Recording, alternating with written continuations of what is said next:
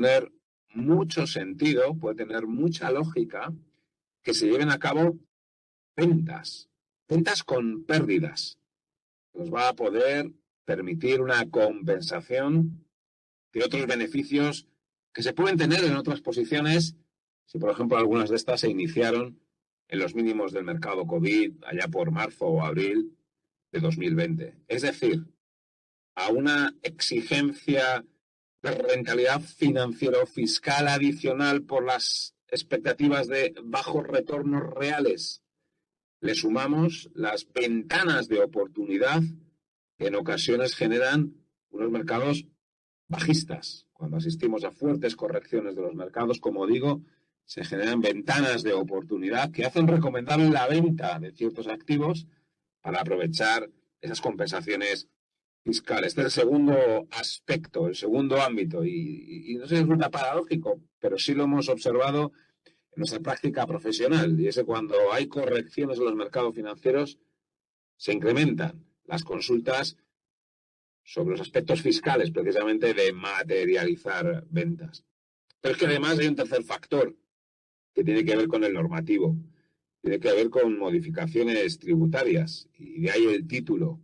Y es que vivimos también aquí un entorno en donde hay modificaciones relevantes, y ya no solo de las ICAPs, como hablará luego Eider, sino de, bueno, pues otro tipo de figuras. Y sobre todo, no es solo lo que ha pasado o lo que va a pasar en el corto plazo, sino la percepción generalizada que existe de que pudiera suceder que el tratamiento fiscal del ahorro sea perjudicial en los próximos tiempos. El elevado endeudamiento público, algo que tiene su impacto en los mercados financieros mediante una previsible elevación de los tipos de interés, por ejemplo, bueno, también infiere o también implica expectativas de que pueda haber reformas tributarias y reformas fiscales. Y de ahí, como digo, que sean las preguntas que se estén generalizando en las últimas semanas. En definitiva, por un entorno de rentabilidades reales bajas, donde a poco que podamos añadir mediante una fiscalidad óptima aporta, porque en entornos de fuertes caídas de los mercados se hacen atractivas ciertas estrategias de venta precisamente para materializar pérdidas, junto con un entorno de modificaciones tributarias ya producidas importantes y previsiblemente las que se van a producir con un endurecimiento de la fiscalidad del ahorro. Bueno, pues por todo ello tendríamos que tenía sentido hacer esta masterclass. Yo poco más voy a decir, porque mis conocimientos de fiscalidad, desde luego, no están a la altura de los de Eider. Eider, como comentaba, es la responsable de fiscalidad de la casa. Muchos de vosotros la conoceréis, bien porque seáis clientes de AFI o bien porque ha sido vuestra profesora en los distintos cursos de formación que hemos hecho. Y como digo, bueno, pues yo os dejo con ella. Solo un par de advertencias más, o bueno, ideas que son siempre las mismas. Enviaremos la documentación, enviaremos el vídeo de esta grabación a todos los que os habéis apuntado, y está abierto el chat, a través del cual podéis hacer vuestras preguntas. No podemos tener los micrófonos abiertos porque es un follón, porque es un guirigay con tanta gente y se meten muchos ruidos, y por lo tanto tenemos que recurrir al chat. A partir de ahí, vosotros podéis hacer vuestras preguntas ahora, a lo largo de la sesión o al finalizar, y Eider os contestará. Y por mi parte nada más, agradeceros una vez más vuestra asistencia. Aprovechar, he alargado un poco porque estaba viendo que estaba apuntando gente, ya no se apuntan más. Así que, Eider, cuando quieras. Muchas gracias, David, por la presentación. Y bueno, pues efectivamente, tal y como comentaba David, pues el objetivo de la sesión de hoy es, bueno, en este marco de incertidumbre normativo, ¿no? Hemos asistido a varias modificaciones a lo largo del 2021.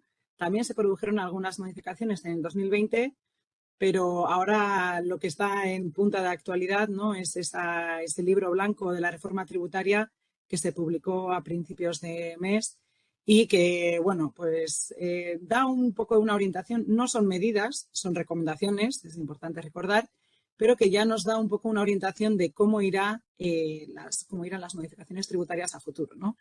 Entonces, bueno, pues la idea de esta sesión será pues, analizar todas esas modificaciones que se han producido este 2021 principalmente, pero también en todas aquellas que están por venir y que desde luego pues previsiblemente afectarán de una forma relevante en el asesoramiento, en la planificación patrimonial, sobre todo en aquellos casos en los que ya tengamos unas estructuras preestablecidas que en su momento pues, nos generaban un ahorro fiscal y una optimización de esas estructuras, pero que ahora pues, hace falta un replanteamiento, una segunda vuelta a esas estructuras, ya que puede que en el futuro no sean eficientes, no solamente desde un punto de vista financiero, que ahí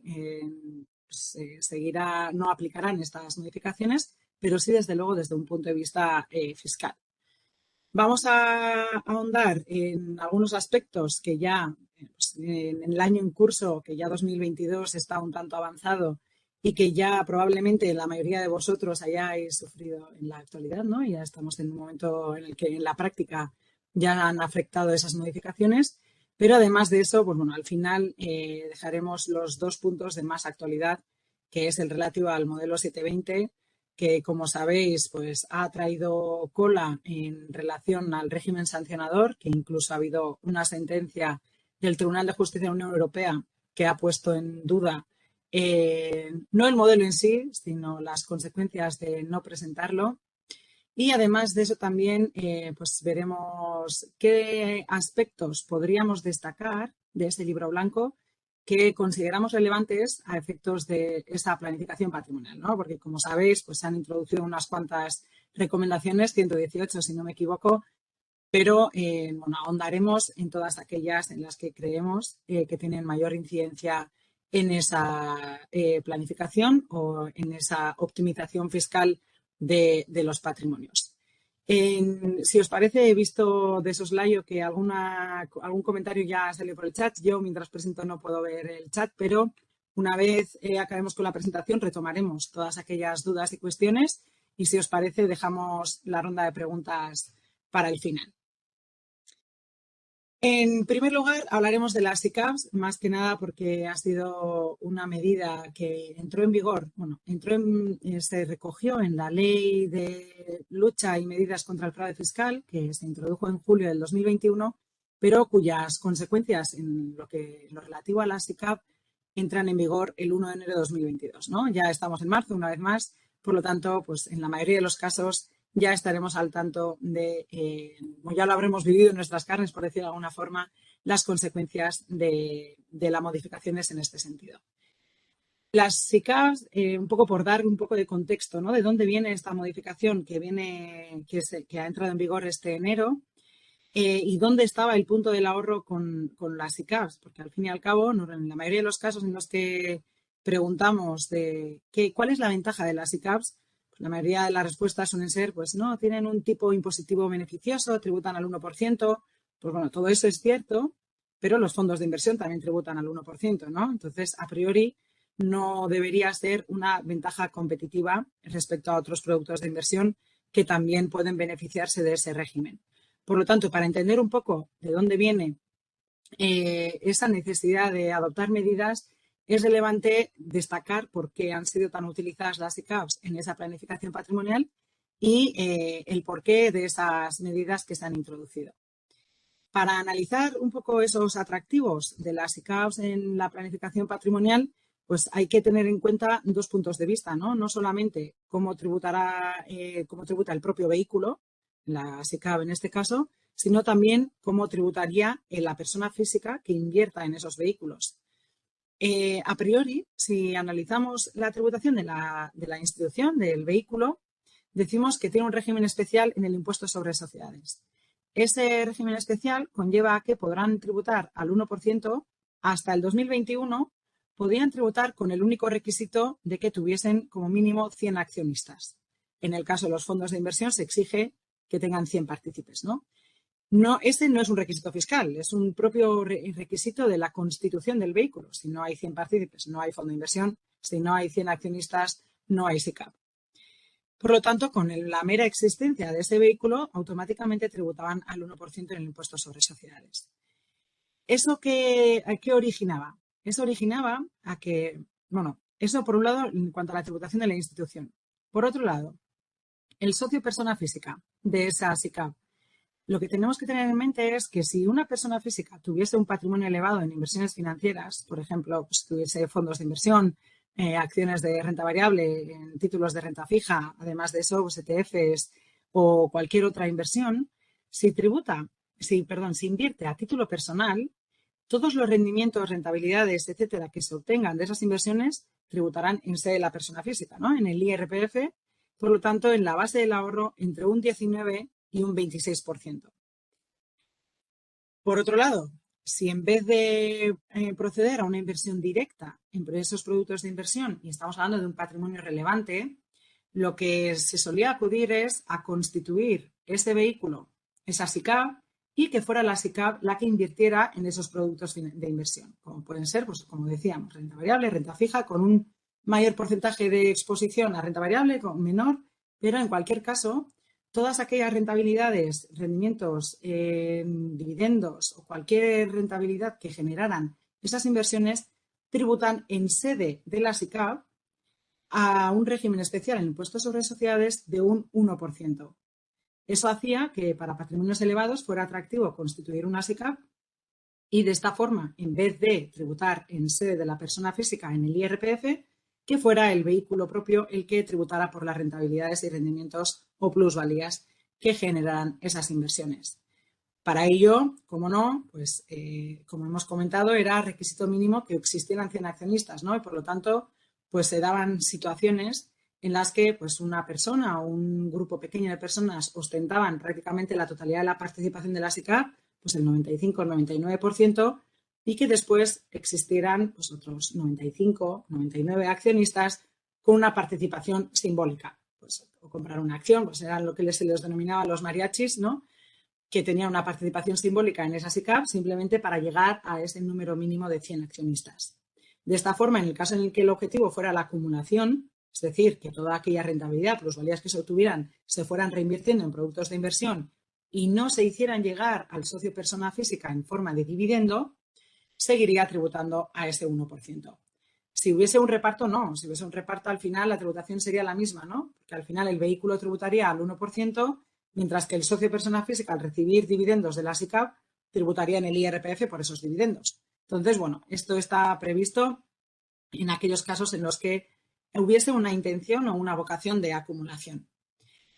Para evitar precisamente que existieran estas SICAVs familiares que se les llamaba, que al fin y al cabo pues, desvirtuaban un poco esa vocación de inversión colectiva, no olvidemos que las SICAVs son instituciones de inversión colectiva y que por lo tanto tienen esa disposición o esa vocación de inversión colectiva, pues se quedaba un poco desvirtuada, ¿no? Y para eso es para lo que se introdujo esta medida en la ley de lucha contra el fraude fiscal. ¿Qué se establece en esta modificación? Pues lo que se establece es que a partir del 1 de enero de 2022, a efectos de aplicar ese 1% en el impuesto sobre sociedades y a efectos del cómputo de ese mínimo de 100 accionistas, solamente se tendrán en cuenta aquellos accionistas que tengan una inversión mínima de 2.500 euros. Si son SICAVs por departamentos, en ese caso serían 2.500, ¿no? Por compartimentos, perdón. Serían 12.500, pero como norma general, una inversión mínima de 2.500. De esta forma, lo que se quiere es incentivar esa vocación de inversión colectiva y lo que ha generado es que pues, muchas de las SICAVs que existían pues ya dejen de cumplir con ese requisito y que, por lo tanto, pasen a tributar al tipo general en el impuesto sobre sociedades, que es del 25%. Esto hace pues, que esa constitución de esos vehículos pues, ya no sea tan atractivo, ¿no? En el IRPF hablamos de una tributación de entre un 19 y un 26%, según el umbral o el nivel de rentas que percibiéramos, mientras que en el impuesto sobre sociedades, en el régimen general, automáticamente sería del 25%. Por lo tanto, pues ese atractivo ya dejaría ese atractivo incentivo fiscal pues dejaría de existir. No obstante, pues en aras de no perjudicar a aquellos inversores que adoptaron esta decisión de constituir una SICAV a efectos de acuerdo con la normativa vigente en este momento, pues se ha establecido un régimen transitorio para el ejercicio 2022. Bueno, aquí están los requisitos de esas SICAVs, pero ¿en qué consiste este régimen transitorio? Si en los casos en los que una SICAV que no cumpliera esos requisitos mínimos para aplicar el 1% del impuesto sobre sociedades, es decir, en el caso en el que no tuviesen 100 accionistas con una inversión mínima de 2.500 euros, se da una opción de que esa SICAV opte por la disolución y liquidación del vehículo.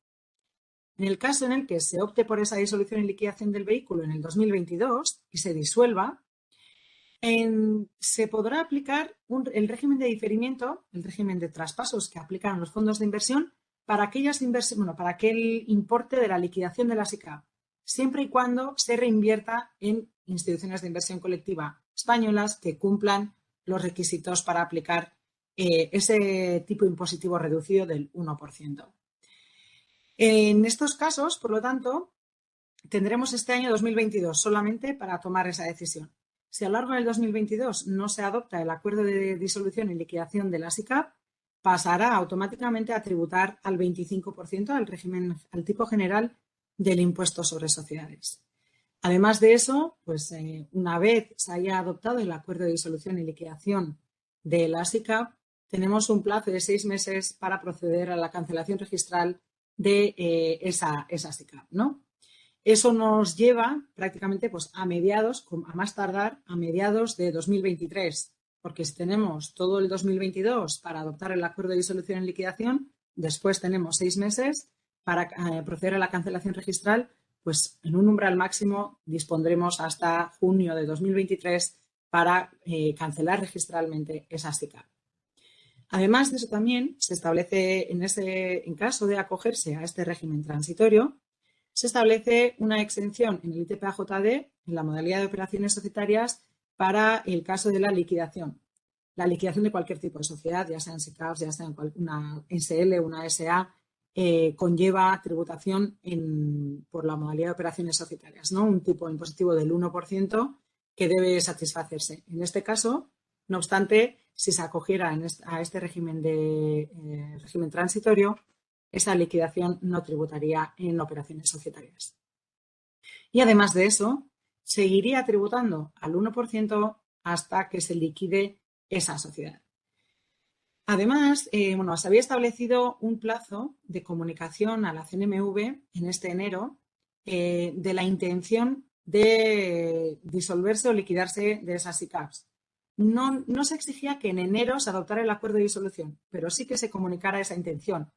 Y eso pues, fue principalmente para seguir aplicando ese 1% a lo largo del 2022, ¿no? Que decíamos que aquellas SICAVs que no se acogieran, automáticamente en 2022 pasarán a tributar al 25%. Es por eso que tuvimos ese plazo de enero, hasta el 31 de enero, para comunicar a la CNMV la intención de liquidarse.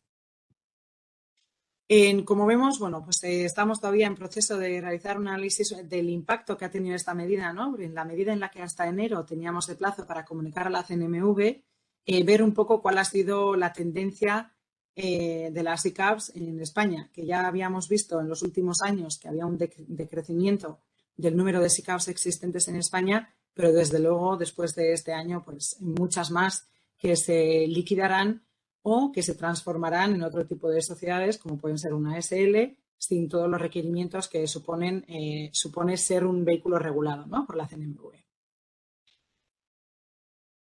Además de eso, vamos a ver qué otras modificaciones se han producido en el seno de otros vehículos de inversión o otras inversiones financieras que han afectado a raíz de las medidas introducidas por la Ley de Lucha contra el Fraude Fiscal.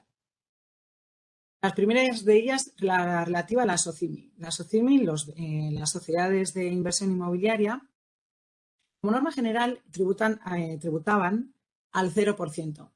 Y la razón de que tributaran al 0% estaba en que la SOCIMI tiene un régimen de reparto de beneficios muy elevado. Es decir, obligatoriamente, de todo el resultado obtenido a lo largo del ejercicio, tiene una obligación de repartir ese resultado a los socios vía, el 100% en el caso en que fueran dividendos de sociedades, de inmuebles aptas para la inversión en SOCIMIs, el 50% en el caso en que se hubiese producido una transmisión de esos inmuebles y se hubiesen obtenido unas plusvalías, y el 80% del resto de beneficios de actividades complementarias que desarrollara la SOCIMI.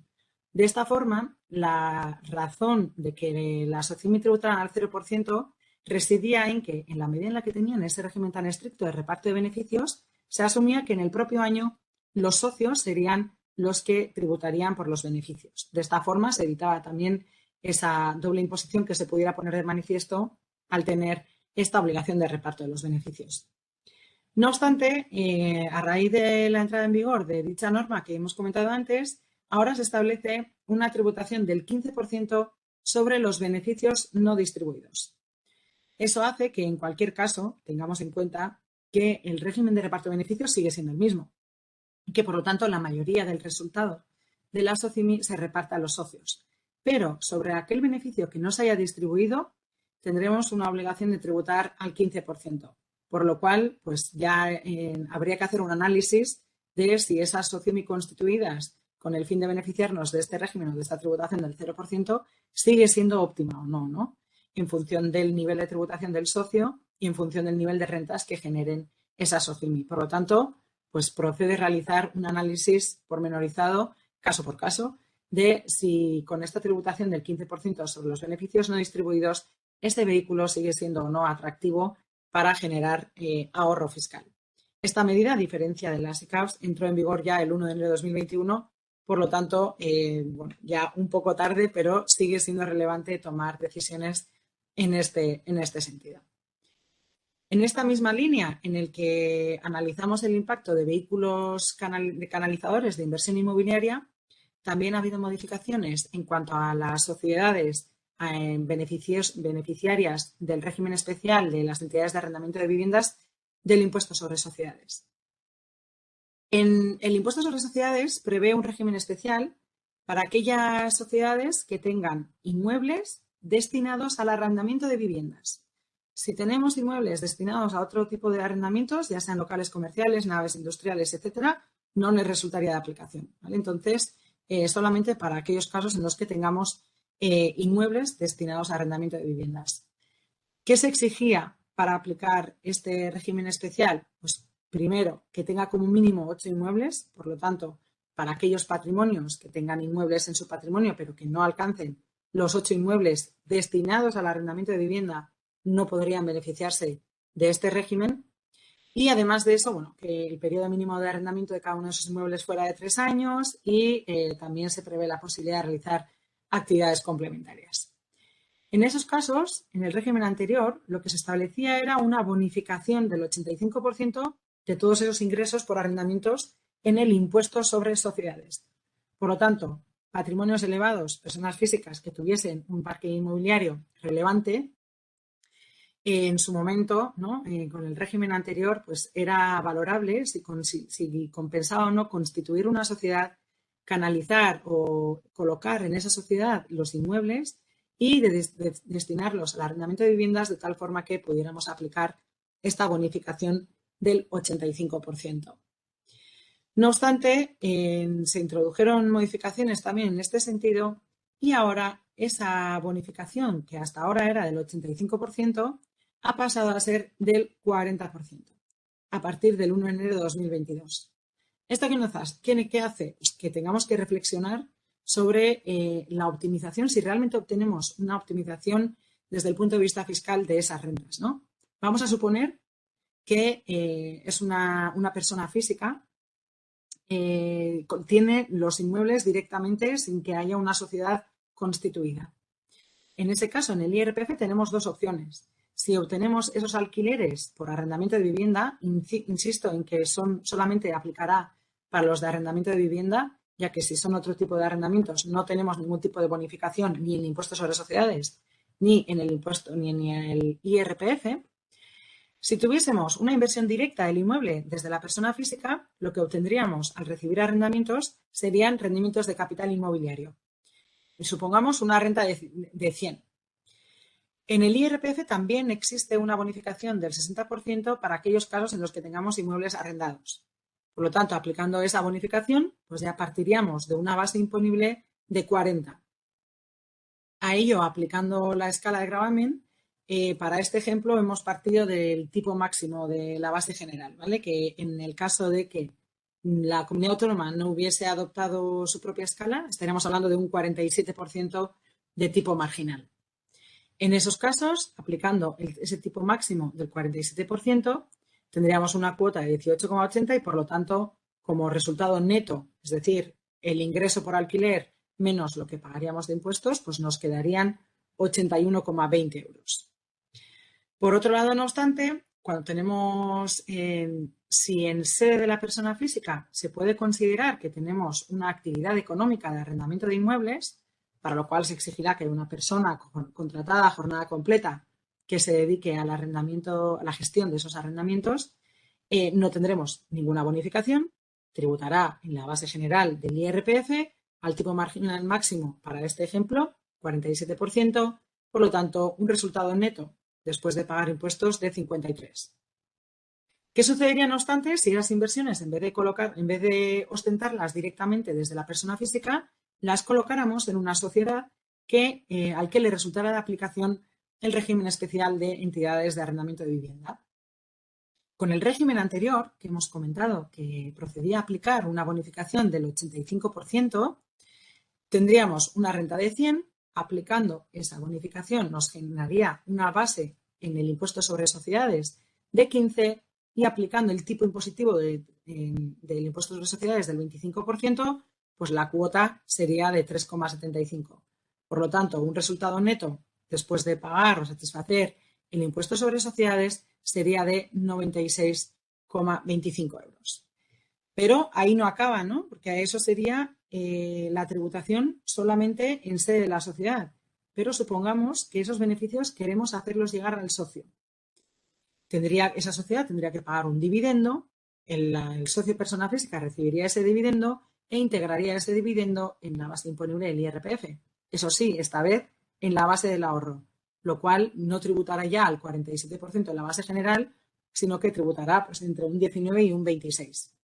Poniéndonos en el peor de los casos, pues tributando al tipo marginal, bueno, al tipo máximo de la base del ahorro, tributando al 26, pagaríamos 25 en sede de persona física. Por lo tanto, neto, después de pagar impuestos sobre sociedades y después de satisfacer el IRPF, pues vemos que ya nos quedan 71,23, que esto ya de entrada es menos de lo que obtendríamos invirtiendo directamente o ostentando la titularidad de esos activos directamente desde persona física.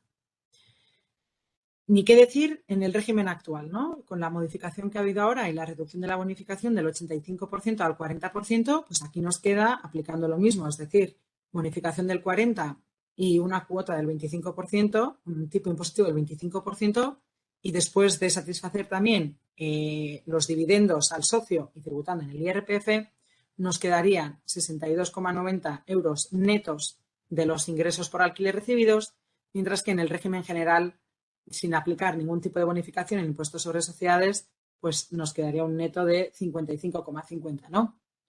¿Qué conclusiones podríamos alcanzar aquí? Pues una vez más, al igual que comentábamos en las ICAPs, en el caso en que el objetivo de los rendimientos obtenidos sea la reinversión, resulta interesante, o resultaba por lo menos antes, sobre todo, interesante constituir una sociedad, porque vemos que en vez de tributar, en vez de obtener un resultado neto de 81,20, obtenemos 96,25.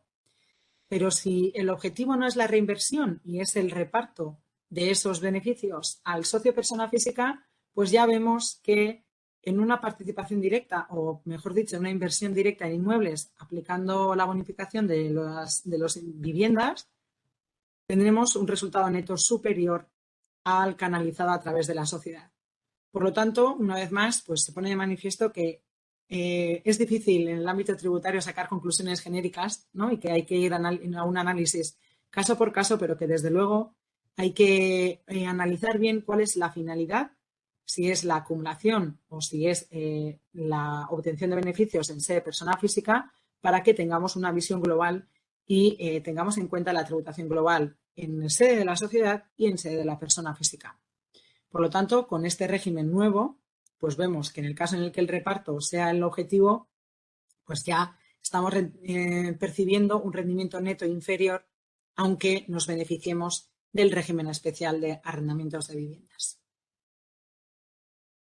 Otras modificaciones adicionales. Bueno, en cuanto a los Unit Link, se ha modificado la regla de valoración a efectos del impuesto sobre el patrimonio. La verdad es que no es una modificación demasiado relevante ahora mismo. Sí que hubiese sido cuando existían todavía dudas de si había o no que incluir los Unit Link en el impuesto sobre el patrimonio en la medida en la que no teníamos un valor de rescate, ¿no?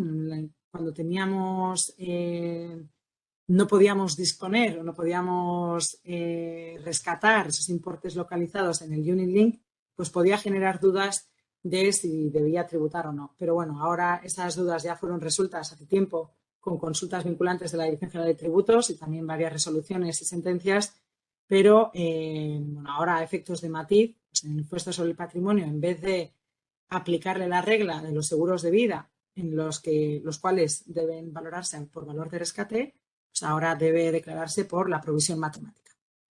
Y en cuanto a los ETF, una vez más también otra modificación que se introdujo con la Ley de Lucha contra el Fraude Fiscal, que también era relativamente pacífico porque ya había resoluciones de la Dirección General de Tributos, no porque la norma lo dejara claro, sino porque ya había resoluciones que lo aclaraban, y era la relativa a la aplicabilidad del régimen de traspasos a los ETFs. La normativa especificaba que a los fondos cotizados españoles no les resultaría de aplicación el régimen de diferimiento, pero dejaba una laguna, un vacío de qué sucedía cuando hablábamos de ETFs extranjeras. Pues bueno, ahora específicamente recoge la norma que no aplicará el régimen de diferimiento o el régimen de traspasos ni a las ETFs ni al traspaso entre ETFs nacionales ni ETFs extranjeras. Por último, otra modificación en cuanto a inversiones financieras, que es la relativa a los sistemas de previsión social. Sobre esto llevamos ya un par de años hablando también. Ayer tuvimos una masterclass exclusivamente de los sistemas de previsión social y de los planes de empleo, pero no queríamos pasar de esta sesión sin ahondar o sin remarcar por lo menos esas modificaciones principales y sobre todo cómo afectan actualmente en la planificación, ¿no? Brevemente, no nos vamos a detener demasiado. Hasta 2020 teníamos un límite conjunto de 8.000 euros, límite conjunto desde dos puntos de vista. Por un lado, desde el punto de vista de la totalidad de los sistemas de previsión social, ya que afectaba de forma conjunta con independencia de si se hacían aportaciones a un plan de empleo y aportaciones a un plan individual y además a un plan de previsión asegurado, aplicaba al conjunto de los sistemas de previsión social, pero también un límite conjunto porque afectaba tanto a aportaciones individuales como contribuciones empresariales. Por lo tanto, pues era, entre comillas, irrelevante cuál era el origen de la aportación. En 2021, no obstante, con la entrada en vigor de los presupuestos generales del Estado para el 2021, se estableció una modificación bastante relevante de los límites de aportación a estos sistemas de previsión social. Con esa misma redacción que teníamos para los 8.000 euros, se redujo esa limitación a 2.000, también alcanzable vía aportación individual o contribución empresarial, siendo indistinto, pero se incrementaba ese límite de 2.000 euros en 8.000 euros adicionales siempre y cuando ese incremento proviniera de contribuciones empresariales. Bueno, aquí con esa redacción pues quedaron varias cuestiones abiertas, entre ellas, o la primera, si este límite de 2.000 euros solamente se puede alcanzar por aportaciones individuales o si, por el contrario, una persona física que no realizara aportaciones individuales, si la empresa podría realizar o no contribuciones empresariales por valor de 10.000. Bueno, la respuesta fue que sí que se podía hacer.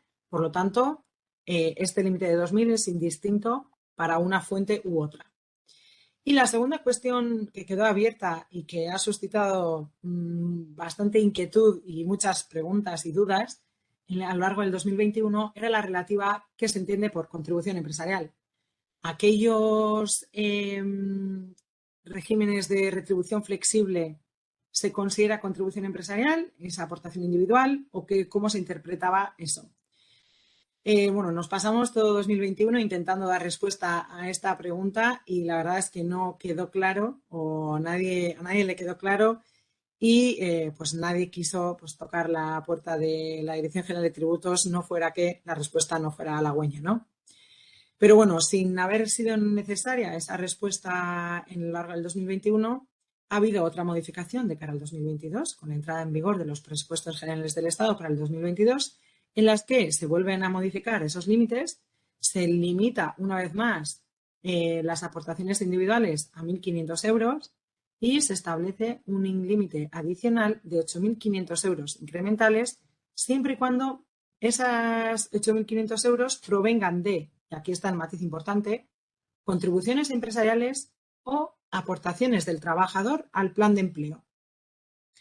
Además, se establece que se considera aportación del trabajador todo lo que dependa de la voluntad del empleado y con el límite máximo de igualar lo que haya aportado en la empresa. Con esta redacción, pues ya queda claro, ¿no?, que esos sistemas de retribución flexible quedarían fuera de la consideración de contribución empresarial y que deberían considerarse aportaciones del trabajador en la medida en la que provenga de una voluntad del trabajador. Esto pone en manifiesto una vez más pues, esa intención de reforzar el pilar 2, es decir, el pilar de los planes de empleo, planes de previsión social canalizados a través de los planes de pensiones de empleo, en detrimento de los planes individuales, ¿no? Eso hace que, por un lado, pues tengamos menos discrecionalidad para poder maximizar el ahorro fiscal por las aportaciones a estos sistemas, ya que bueno, pues, hasta el 2020, aportando 8.000 euros a un plan de pensiones individual, podríamos generar un ahorro en IRPF relevante, pero ahora limitado en la esfera de los planes individuales a 1.500 euros, pues aunque también tiene un impacto y sobre todo en aquellos contribuyentes de rentas altas, en la medida en la que ahorramos en tipos marginales máximos, pues tenemos menos discrecionalidad a la hora de maximizar, ¿no? Salvo que la empresa ponga a nuestra disposición un plan de empleo, en cuyo caso todavía podemos generar un ahorro más relevante. Hay además otros puntos de optimización fiscal en lo relativo a sistemas de previsión social, pero lo comentamos ya en las conclusiones, ya que no solamente es relevante el IRPF, ¿no? También son relevantes otros impuestos que, sobre todo en la planificación patrimonial, deben tenerse en consideración, que son pues, el impuesto sobre el patrimonio y el impuesto sobre sucesiones y donaciones. Pero bueno, como digo, volveremos sobre ello en las conclusiones. En cuanto a la valoración de los inmuebles, bueno, pues como sabréis, se ha incorporado un nuevo concepto, que es el denominado valor de referencia, que afecta pues, a la mayoría de los impuestos que tienen relevancia en la planificación patrimonial, que son el impuesto sobre el patrimonio, el impuesto sobre sucesiones y donaciones y, bueno, el ITP-AJD no tanto, pero es la que recoge en su norma que se considera por valor de referencia y que se considera por valor de mercado. Entonces, bueno, simplemente que tengamos en cuenta que hasta ahora teníamos unas reglas de valoración de los inmuebles en el impuesto sobre el patrimonio, en virtud de los cuales si adquirimos un inmueble por un valor bajo, por decirlo de alguna forma, o si en herencia hemos recibido un inmueble y le hemos otorgado una valoración baja, tenía menos impacto en el impuesto sobre el patrimonio, ya que en la mayoría de los casos el coste de adquisición era superior al valor catastral, ¿no?, que era el otro valor que jugaba a la hora de incluir en esa base imponible los inmuebles. Ahora, no obstante, se incluye este valor de referencia, que también será publicado por el catastro, pero que tiene una vocación de acercarse más al valor de mercado de lo que tenía el valor catastral. Eso, la verdad es que se constataba que en la mayoría de los casos estaba muy por debajo de lo que sería el valor de mercado. Por lo tanto, pues en aquellos casos en los que tengamos inmuebles adquiridos por un coste de adquisición bajo, pues sepamos que a partir de 2022, efectivamente, pues este valor de referencia puede afectar y puede hacer que nuestra base imponible del impuesto sobre el patrimonio sea más elevado. Aquí hago un inciso en relación al impuesto sobre el patrimonio y sucesiones y donaciones, porque, bueno, pues porque es importante destacar las diferencias que hay entre comunidades autónomas en cuanto a la tributación por estos impuestos, ¿no? Cuando hablamos de tributación de planificación patrimonial, pues, por ejemplo, en Madrid nos centramos mucho en el IRPF, nos centramos mucho en el impuesto sobre sociedades, no tanto en el impuesto sobre el patrimonio y el impuesto sobre sucesiones y donaciones. Lo mismo también en otras comunidades autónomas en las que hay incentivos relevantes para determinados bienes o directamente en ese impuesto. pero como veremos al final, en este contexto del libro blanco y de la reforma que parece que va a venir a futuro, pues van a adquirir una especial relevancia y tendremos que analizar un poco el impacto global de esas inversiones y de esas estructuras patrimoniales que tengamos establecidas. Por último, antes de pasar a las principales conclusiones del libro blanco, pues vamos a comentar las últimas novedades que se han producido en relación al modelo 720, que ha estado en boga y en boca de todos estos últimos meses, principalmente a raíz de esa sentencia del Tribunal de Justicia de la Unión Europea que ha tambaleado un poco, ha modificado drásticamente la percepción que teníamos respecto a este modelo. Para entender cuáles son las modificaciones, tenemos que saber de dónde veníamos con este modelo. Este modelo es importante incidir en que era un modelo informativo que no era contributivo en la medida en la que no arrojaba una cuota a ingresar ante la administración tributaria, pero que a raíz del régimen sancionador que tenía vinculado, la verdad es que las consecuencias de no presentar o no cumplir con esta obligación de información pues eran muy perjudiciales. ¿Qué se informa en este modelo? Pues en este modelo, hasta el 2021, se informa sobre 3 bloques. Y al final, en esos 3 bloques, bueno, tenemos una relativa a las cuentas situadas en el extranjero, otra de inmuebles radicados en el extranjero y otra que es una serie de cajón desastre en la que entran pues, participaciones en cualquier tipo de entidad, cesión a terceros de capitales propios, es decir, renta fija, seguros de vida y cualquier otro derecho económico ejercitable en el extranjero. Por lo tanto, ese segundo apartado era un poco cajón desastre que abarcaba pues, una multitud de inversiones a declarar. ¿Cuándo había que informar? Pues cuando tuviésemos en cualquiera de estos 3 bloques, en global, en conjunto, un importe o una inversión superior a 50.000 euros. Eso para el primer año. Para posteriores años, bueno, solamente si había variaciones de 20.000 euros o si cancelaciones. Pero bueno, como norma general, más de 50.000 euros existía obligación de declarar. ¿Dónde estaba el problema con este modelo? Pues en el régimen sancionador. Lo que establecía el régimen sancionador de este modelo era que todo aquello que tuviésemos en el extranjero y que no hubiésemos declarado o informado en plazo, tendría la consideración de incremento de patrimonio no justificado en el IRPF. Eso hace que tuviésemos que integrar en la base imponible general la totalidad de las inversiones en el extranjero tributando entre un 19 y un 47%. Esto difiere drásticamente del tratamiento que tendrían cualquier otras inversiones financieras que tuviésemos en España, ¿no? Porque el resto de las inversiones solamente tributamos por la plusvalía y además en la base del ahorro, que la escala va de un 19 a un 26, no del 19 al 47, que es la base general. Por lo tanto, pues ahí ya teníamos una cuota que podía alcanzar casi la mitad de lo que tuviésemos en el extranjero. Pero es que además, no siendo suficiente con eso, se establecía una sanción del 150% de esa cuota derivada de la integración en la base general del IRPF como incremento de patrimonio no justificado. Por lo tanto, sobre el 47% de las inversiones en extranjero aplicábamos sanción del 150%. Y además, no siendo suficiente con eso, se establecía una sanción formal de 5.000 euros por cada conjunto de datos con un mínimo de 10.000 euros, salvo que voluntariamente hayas regularizado y hayas declarado el modelo 720 voluntariamente sin requerimiento de la administración, en cuyo caso la sanción era de 1.500 euros por cada conjunto de datos. Por lo tanto, esto hacía que para personas, por ejemplo, que tuviesen 55.000 euros en el extranjero no declarados, entre la cuota del IRPF, la sanción del 150% y una sanción mínima de 10.000 euros, pudiéramos alcanzar pues, 75.000 euros de pago vía sanción o cuota por no haber informado de 55.000 euros, ¿no? Pues evidentemente esas situaciones hacían, ha sido una situación muy controvertida y muy litigiosa durante muchos años que al final llegó al Tribunal de Justicia de la Unión Europea. ¿Qué ha dicho el Tribunal de Justicia de la Unión Europea este año, este febrero, que salió la sentencia a este respecto?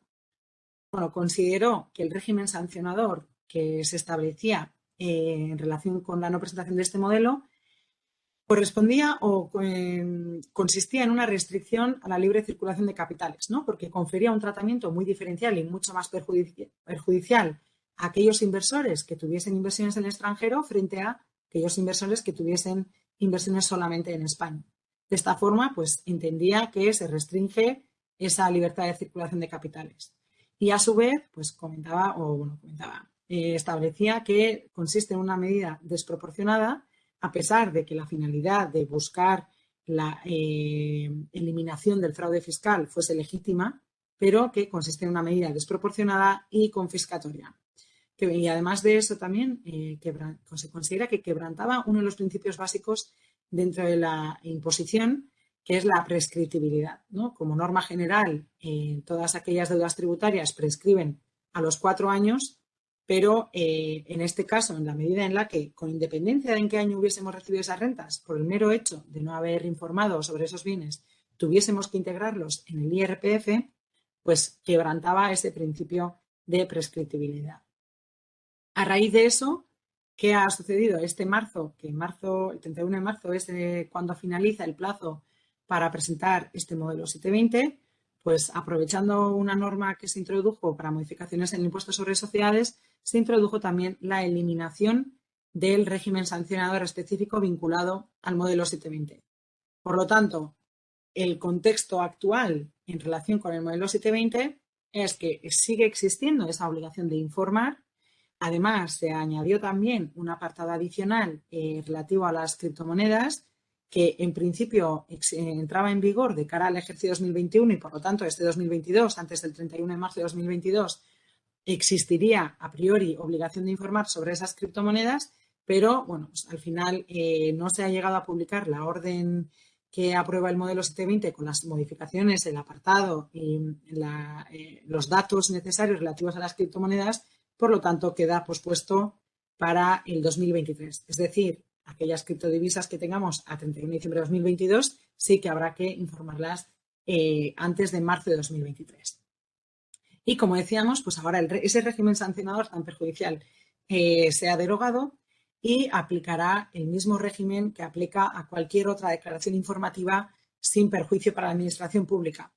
Cuando hablamos de sin perjuicio para la administración pública nos referimos a que no hemos dejado de ingresar una cuota que tuviésemos obligación de ingresar en Hacienda. Para finalizar, vamos a destacar o pasar muy por encima, también sin entrar, porque al fin y al cabo, como decíamos, este libro blanco recoge recomendaciones, pero no medidas que vayan a entrar en vigor. Por lo tanto, habrá que ver después cómo se incorporan estas modificaciones en la normativa y con qué redacción. Pero vamos a ver cuáles son las principales recomendaciones que se han introducido y que tienen incidencia en la planificación patrimonial. Como decíamos, el libro blanco recoge muchísimas medidas en el ámbito de múltiples impuestos, 188 en total, y recordando siempre que son recomendaciones, que no consisten en medidas que vayan a entrar en vigor y desde luego no en el corto plazo, ¿no? También desde el Gobierno comunicaron en el momento en que recibieron el libro blanco que en el contexto internacional en el que nos encontramos, tanto económico como político, pues que no se prevén abordar modificaciones relevantes en el sistema tributario que supongan un incremento de la carga tributaria. Por lo tanto, pues parece que por ahora se paraliza un poco esta reforma buscada, pero no se sabe cuándo va a poder proceder o cuándo van a poder proceder con estas modificaciones. Dos tributos principales a los que afectan, que tienen incidencia en la planificación patrimonial. El primero que hemos comentado, el impuesto sobre el patrimonio. Y en cuanto a las medidas concretas que se proponen en este sentido, la primera respecto a las sociedades patrimoniales. Lo que se propone es que actualmente, en vez de establecer las reglas de valoración actuales en las cuales nos otorgamos a la sociedad patrimonial el valor del capital social, se afloren todos los activos que subyacen dentro de esa sociedad patrimonial, por lo tanto, el valor de esa sociedad la representen el valor real de esos activos que cuelgan de esa sociedad patrimonial. Por lo tanto, pues en aquellos casos en los que tengamos sociedades patrimoniales, pues tengamos en cuenta que en función de los activos que tengamos en esa sociedad, puede que esa valoración a efectos del impuesto sobre el patrimonio, si estas medidas prosperaran, fuera muy superior al que es actualmente. Además de eso, en cuanto al escudo fiscal, que en la actualidad el escudo fiscal o el límite conjunto renta-patrimonio supone casi una de las principales vías de generar ahorro fiscal en este impuesto, ¿no? ¿En qué consiste este escudo fiscal o este límite conjunto renta-patrimonio? Pues al fin y al cabo lo que viene a decir es que lo que cada año pagamos entre la cuota de IRPF y la cuota de impuesto sobre el patrimonio no pueda exceder del 60% de mi base imponible del IRPF. Es decir, que no paguen impuestos más del 60% de las rentas que reciba a lo largo del año, ¿no? Actualmente en la ley y en la normativa estatal este límite es del 60% y se propone incrementarlo al 70%, por lo tanto alcanzando una mayor tributación conjunta de lo que es actualmente. Y además de eso, también en este escudo fiscal se establece que esta reducción aplicará, es decir, si yo entre la cuota del IRPF y la cuota del impuesto sobre el patrimonio me sale a pagar más del 60% de lo que he ingresado en el IRPF, aplica esa reducción en el impuesto sobre el patrimonio, pero siempre satisfaré el 20% de la cuota del impuesto sobre el patrimonio. Pues lo que se propone es que ese mínimo del 20% se incremente también al 30%. En este escudo fiscal es importante, volveremos otra vez en la parte de conclusiones, pero bueno, estas ya son las medidas concretas, ¿no? En cuanto a las exenciones, una vez más, pues lo que se propone es incrementar esa exención mínima, porque lo que se busca es una mayor base imponible y una menor tributación. Por lo tanto, la tendencia general de este libro blanco, que recoge este libro blanco, es no tanto una subida de tipos, sino un incremento de elementos de ingresos o de rentas que se integren en la base imponible.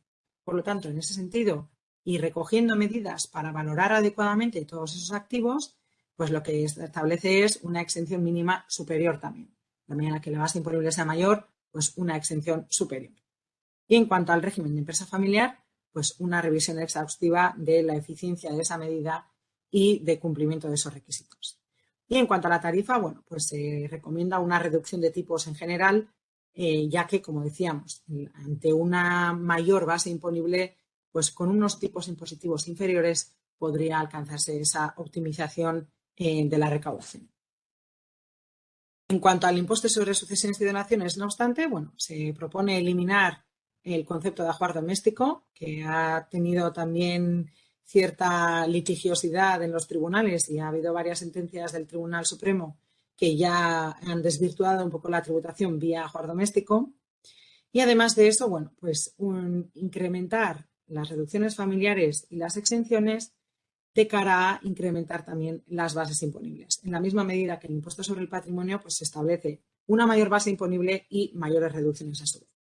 En cuanto a la escala de gravamen, bueno, pues eliminar los coeficientes multiplicadores, que ahora mismo en función del patrimonio preexistente del que recibe esos bienes, aplica un coeficiente multiplicador y una simplificación de la escala ante la escala tan larga que tenemos actualmente. Pero el aspecto más importante en este libro blanco a efectos de estos impuestos viene desde la armonización autonómica. Lo que se busca es limitar las capacidades de las comunidades autónomas a la hora de aplicar esas bonificaciones o esas reducciones que generan tanta diversidad o tantas diferencias de tributación entre distintas comunidades autónomas. Para ello, se propone que esté acotado la capacidad de las comunidades autónomas a la hora de incrementar ese mínimo exento en el impuesto sobre el patrimonio, en el impuesto sobre sucesiones y donaciones, a su vez limitar la capacidad autonómica a la hora de minorar escalas de gravamen, es decir, minorar tipos impositivos, y a su vez establecer un porcentaje mínimo de tributación de la cuota resultante de ambos impuestos, de tal forma que estos impuestos no queden vacíos de tributación en distintas comunidades autónomas. Estas, como vemos, son recomendaciones, pero que ya se venía diciendo, ¿no? Buscando esa armonización autonómica, y que esto hace que muchas de las estructuras patrimoniales que actualmente existen tengan que analizar bien cuál es la estructura, qué tipos de inversiones establecen y qué beneficios fiscales existen para optimizar ese impacto tributario, ya que pues, el ejemplo clásico es el de Madrid, en el que pues, la tributación en patrimonio es inexistente y el de sucesiones y donaciones está bonificado al 99%, ¿no? Por lo tanto, pues analicemos bien esas estructuras y el impacto que una eventual armonización pudiera acarrear. Rápidamente, en el minuto que queda, las principales conclusiones. En cuanto a las ICAPs, pues el año 2022 es un año de toma de decisiones, ya sea de cara a la liquidación de esas ICAPs para poder beneficiarse de ese régimen de traspasos sin que afloremos plusvalías acumuladas desde las inversiones, de las inversiones iniciales, o valoremos si sigue interesando o no reconvertirlos y convertirlos en una figura societaria como una SL, que aún así, tributando al 25%, aún pueden generar algún ahorro fiscal. En cuanto a las sociedades de arrendamiento de viviendas, tal y como hemos comentado, hay que valorar si serán sociedades de acumulación de ahorro o si, por el contrario, serán sociedades de reparto, ya que en el caso de que sean de reparto, pues ya hemos visto que la tributación es más perjudicial que ostentando la titularidad de esos inmuebles directamente desde la persona física. Y en cuanto a los sistemas de previsión social, bueno, pues ya hemos visto que en el ámbito de la planificación patrimonial, pues la discrecionalidad que tenemos para generar ahorro, pues se ha visto muy mermada, ¿no? Que depende de si disponemos o no de un plan de empleo y depende de si la empresa realiza contribuciones empresariales o no para poder maximizar ese ahorro al límite de los 10.000 euros. Pero no olvidemos que los sistemas de previsión social, además de en el IRPF, también generan ahorro en otro tipo de vehículos, de impuestos, perdón. Los derechos consolidados en sistemas de previsión social están exentos en el impuesto sobre el patrimonio. Por lo tanto, todo patrimonio que vayamos acumulando en esos vehículos pues estará exento de esa base imponible. Y a su vez, en el impuesto sobre sucesiones y donaciones tampoco tributan, los beneficiarios tampoco tributan, ¿no? en ese impuesto. Decir que los sistemas de previsión social o los planes de pensiones no tributan en la sucesión hay que cogerlo un poco entre comillas.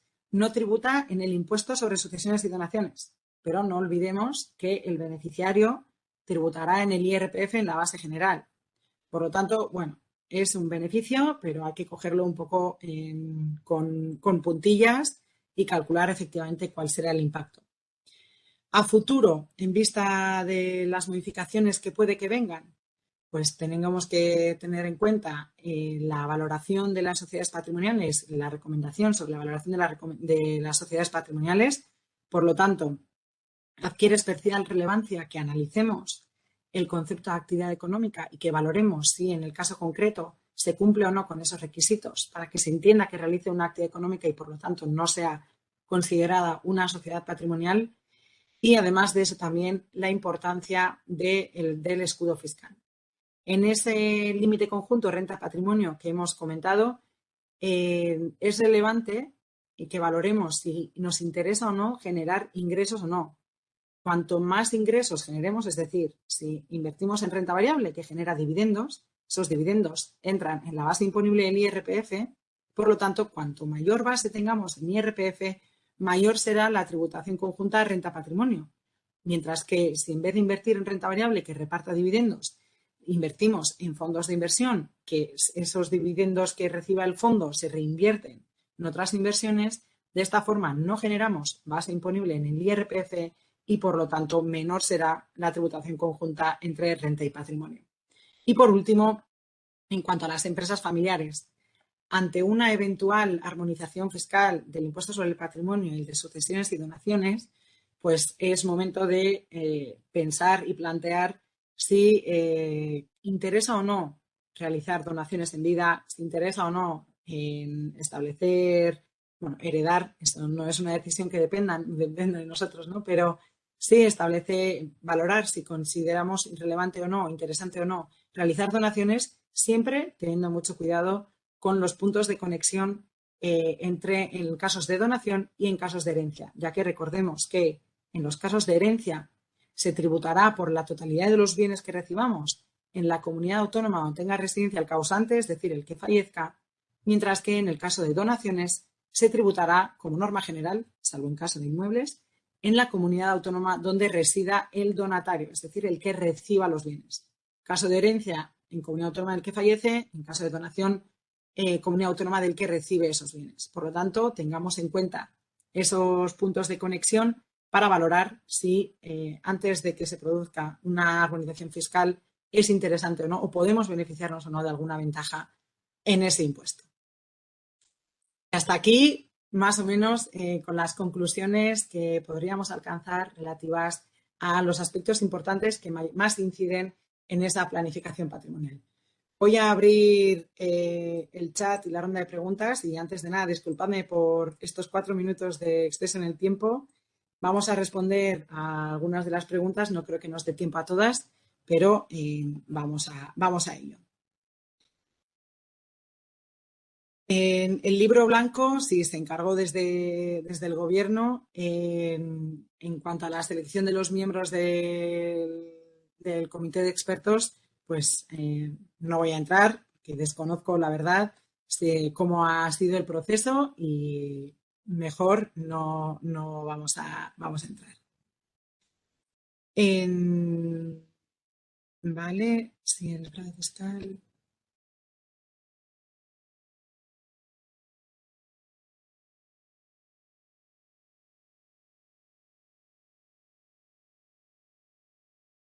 Bueno, veo que algunas preguntas son más de reflexión, ¿no?, que de dudas reales, y efectivamente, pues el fraude fiscal, el origen del fraude fiscal, verlo en impuestos sobre sociedades. En impuestos sobre sociedades también se han adoptado muchas medidas a efectos de evitar ese fraude fiscal y en aras de contribuir a esa transparencia fiscal internacional, pero bueno, no afecta tanto a la planificación patrimonial, ¿no?, desde el punto de vista de grandes patrimonios. Esa voluntad de armonizar el impuesto sobre patrimonio y sucesiones y donaciones, pues efectivamente viene pues de ese reparto de carga tributaria entre todas las comunidades autónomas, que, como sabéis también, de todas formas, todas las comunidades autónomas tienen competencia para poder recoger en su sede también beneficios fiscales y equipararlo a la baja, no al alza. Pero bueno, sí, efectivamente, pues esa también es un punto de debate y de reflexión que podría dar para otras 2 horas de debate. Preguntan sobre el modelo 720. Sobre el modelo 720, si presento un modelo que no he presentado en años anteriores sin requerimientos, son 200 euros de sanción. Si no lo presento, ¿qué sanción me genera? Si no me equivoco, es el doble, ¿vale? Las sanciones formales, o sea, por no cumplir con obligaciones formales, suele ser el doble, ¿vale? Desconozco el importe exacto. Efectivamente, suelen ser 150 o 200 por no informar, por no presentar declaraciones informativas, y esa suele ser después de la reducción por regularizarlo voluntariamente. Si no, pues sería de 300 o 400, como norma general, ¿eh? Donación de sociedades de inmuebles. ¿Qué normativa aplicaría? Si es una sociedad, aplicaría la normativa de la comunidad autónoma del donatario, del receptor, ¿vale? Si lo que se dona son inmuebles, entonces no. Pero para eso lo que hay que tener en cuenta es la regla que existe en la Ley de Sociedades de Capital, que es la relativa a sociedades que tengan más del 50% de inmuebles y que no tengan una actividad económica. Se entenderá a efectos de todos los impuestos que lo que se está transmitiendo son inmuebles, ¿vale? Entonces, si esa sociedad con inmuebles tiene una actividad económica, en ese caso se entiende que se transmiten participaciones en una sociedad. Por lo tanto, comunidad autónoma del donatario. Si esa sociedad no cumple, no realiza una actividad económica, tiene más del 50% del activo en inmuebles, etcétera, se considerará que si lo que transmite son inmuebles. Entonces, tributará en la comunidad autónoma donde radiquen los inmuebles. Vale, además de eso, comentan, si se solicitó un reembolso de una SICAP con pérdidas el 28 de diciembre de 2021 y se abonó en cuenta el 3 de enero de 2022, ¿en qué año fiscal se podrán compensar esas pérdidas, en 2021 o 2022? Bueno, cuando tenemos pérdidas materializadas, normalmente lo que se tiene en cuenta es la fecha valor, ¿vale? Pero en cualquier caso, en el IRPF, cuando afloramos pérdidas, tenemos para compensar el propio año en el que hemos aflorado las pérdidas y los 4 siguientes. Por lo tanto, si en el ejercicio anterior no pudimos compensar con base imponible positiva, dispondremos de 4 años adicionales para compensarlos. Vale. Cataluña y Madrid aportan el 80% de los ingresos fiscales, es un reparto equilibrado de la carga fiscal. Bueno, eso ahí no me voy a meter.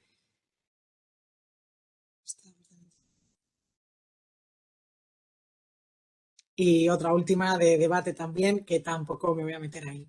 Creo que también teníamos preguntas en la parte de preguntas y respuestas. Vale, veo que no se ha formulado ninguna pregunta. Así que bueno, pues hasta aquí la sesión de hoy. Voy a dejar de presentar para poder verlo bien. Agradeceros mucho vuestra asistencia y vuestra atención.